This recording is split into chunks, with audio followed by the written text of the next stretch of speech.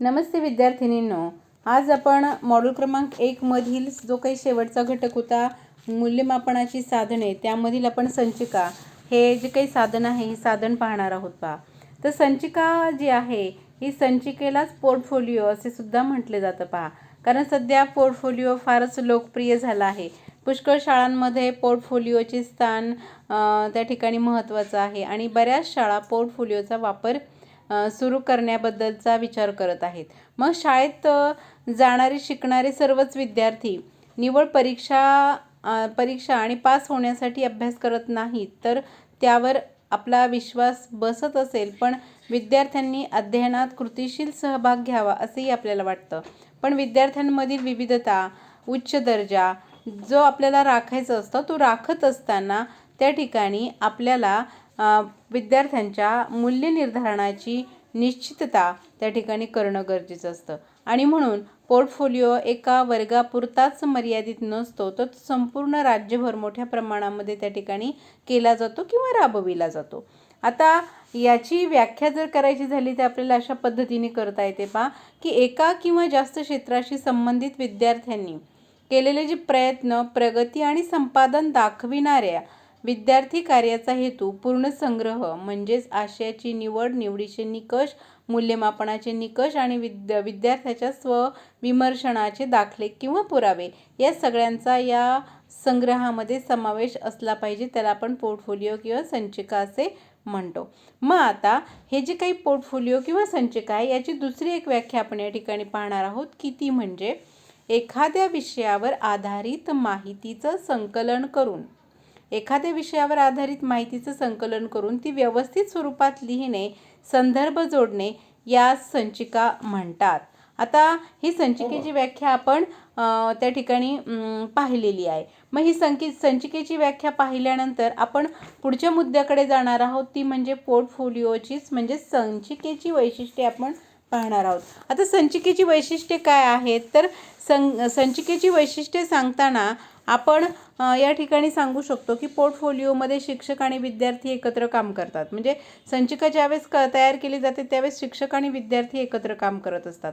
त्यानंतर पोर्टफोलिओ आणि विद्यार्थ्यांच्या कामाचा जो संग्रह असतो तर त्याची निवड त्या ठिकाणी केली जाते आणि त्या निवडीमध्ये विद्यार्थी सहभागी असतात आणि प्रत्येक निवड का केली जाते याचे सकारण स्पष्टीकरण विद्यार्थी स्वतः देत असतात.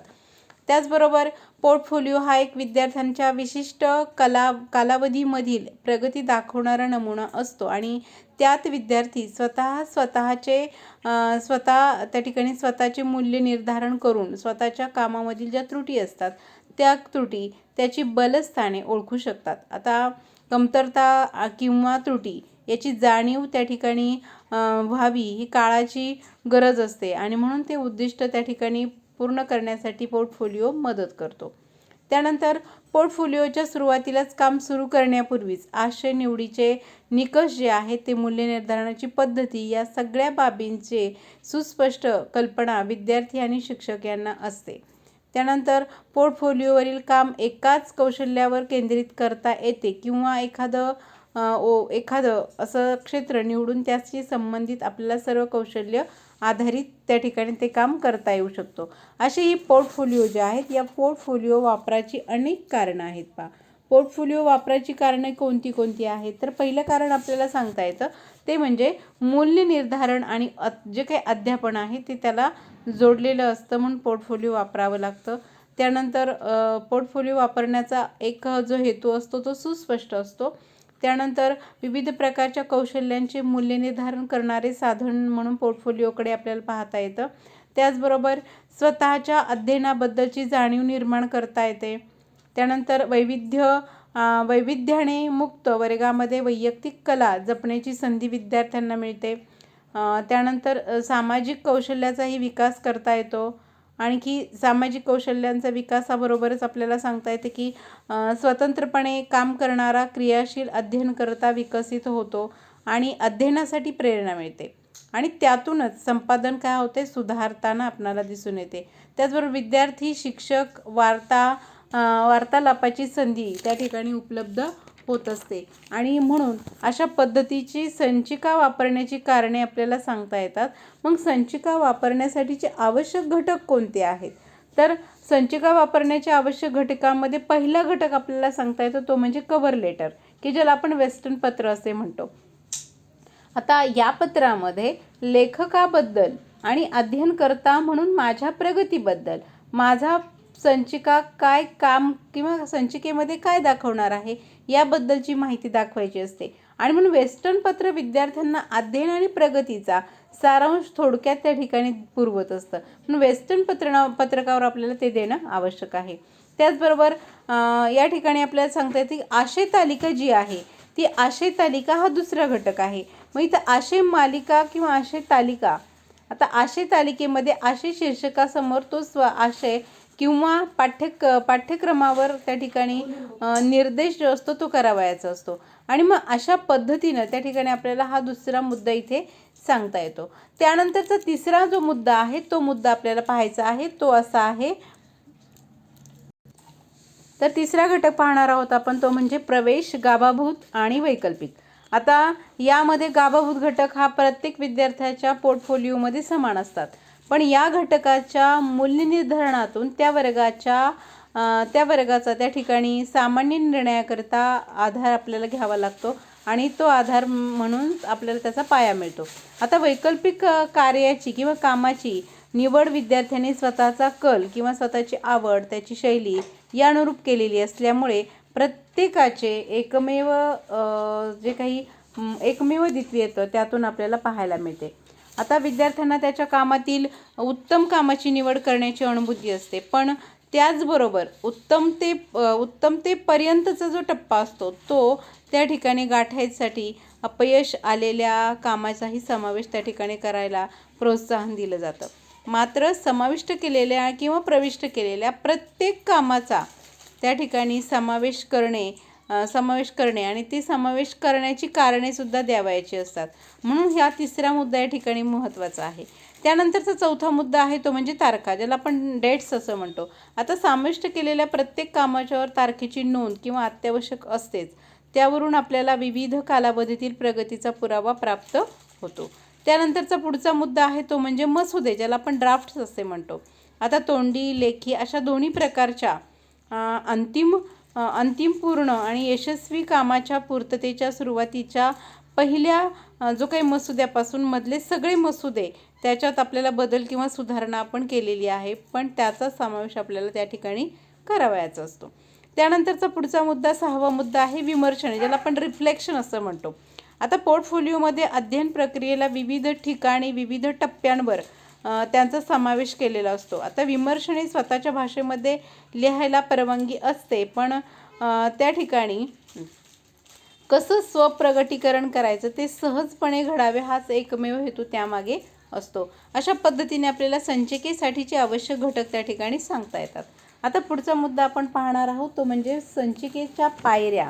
आता संचिकेच्या पायऱ्या कोणत्या आहेत, तर संचिका आपल्याला पुढील पद्धतीने ती पायऱ्या आपल्याला सांगता येतात. त्या म्हणजे हेतूबद्दल निर्णय घेणे.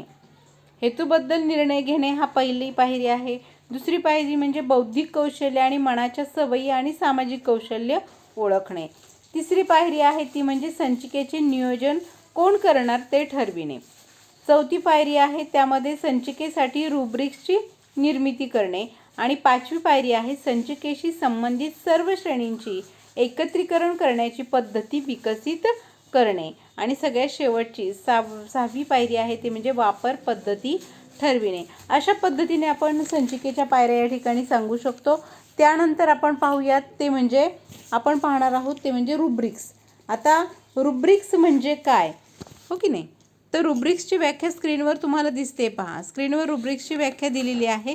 ती अशी आहे की यामध्ये रुब्रिक म्हणजे काय, तर विद्यार्थ्यांमध्ये कामाचे मूल्यमापन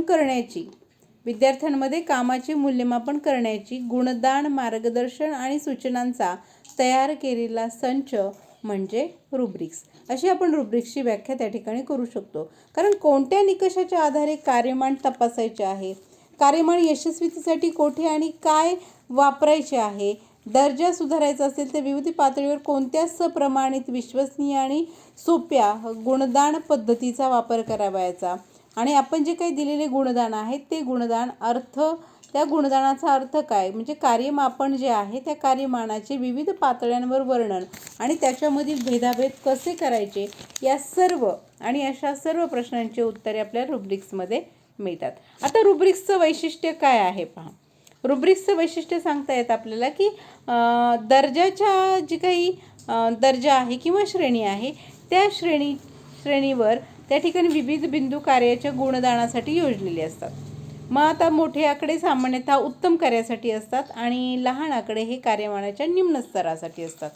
मग आता कार्यमानाच्या प्रत्येक पातळीवरील बिंदूचे वर्णन करणारी जी विधाने असतात पहा, कार्यमानाच्या प्रत्येक पातळीवर बिंदूंचे वर्णन करणारी जी विधाने असतात की ज्याच्यामुळे विश्वसनीय आणि पूर्वग्रह दूषित नसणारे गुणदान आपल्याला करता येते. मग होलिस्टिक किंवा ॲनालिटिक प्रकारची त्या ठिकाणी ते गुणदान आपल्याला करता येऊ शकते.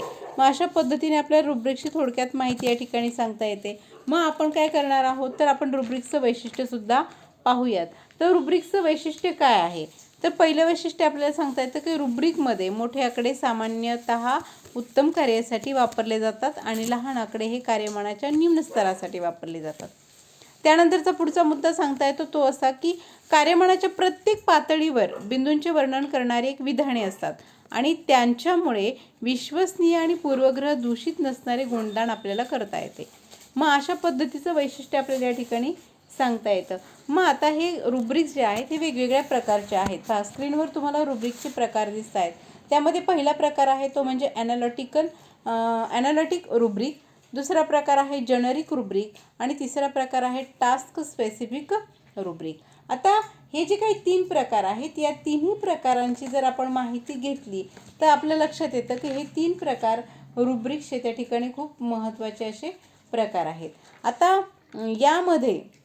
यामध्ये आपल्याला रुब्रिक्सचा एखादा नमुना जर पाहायचा झाला तर आपण त्या ठिकाणी रुब्रिक्सचा नमुनासुद्धा पाहू शकतो. पण रुब्रिक्सचे असे 3 प्रकार आपल्याला या ठिकाणी पडलेले सांगता येतात. ठीक आहे. आता आपण शेवटचा मुद्दा यामध्ये पाहणार आहोत तो म्हणजे रुब्रिकच्या अंगी असणारे आवश्यक गुण. रुब्रिकच्या अंगी कोणते आवश्यक गुण असतात, तर त्यातला पहिला घटक आहे तो म्हणजे या कार्यासाठी ते वापरले जात आहेत त्या कार्यासंबंधी, म्हणजे ज्या कार्यासाठी रुब्रिक्स वापरले जातात त्या कार्याच्या संबंधी कार्यमानाबाबत उपयुक्त आणि बरोबर निष्कर्ष त्या ठिकाणी काढता येतील आणि स्पेसिफिक पण त्याचबरोबर कार्यक्षेत्राच्या बाहेरील सामान्य उद्दिष्टाशी संबंध त्याचा आपल्याला जोडता येईल. म्हणजे असं हे जेनरिक असतं आणि म्हणून ते जेनरिक काय आहे, तर जेनरिक हा रुब्रिकचा एक प्रकार आहे. ठीक आहे. तसंच पुढचा आपल्याला गुण सांगता येतो तो म्हणजे निव्वळ तुलनात्मक आणि मूल्यमापनात्मक भाषेचा वापर त्या ठिकाणी टाळला जातो. हे एक वैशिष्ट्य आपल्याला रुब्रिक्सचं सांगता येतं. त्याचबरोबर जो काही दर्जा असणे किंवा नसणे या दोन्हींची वर्णन करणारी भाषा या ठिकाणी वापरली जाते. मग असे हे जे काही रुब्रिक्स आहेत ह्या रुब्रिक्सची निर्मिती करून ते रुब्रिक्स आपण संचिकेच्या अनुषंगाने वापरू शकतो. ठीक आहे. अशा पद्धतीने आत्ताच्या व्हिडिओमध्ये आपण पाहिलेलं आहे ते म्हणजे पोर्टफोलिओ, त्यालाच आपण संचिका असे म्हणतो आणि त्यानंतर आपण रुब्रिक्स किती अनुषंगाने येणारा हा उपघटक आहे तो उपघटक अभ्यासला. ठीक आहे. धन्यवाद.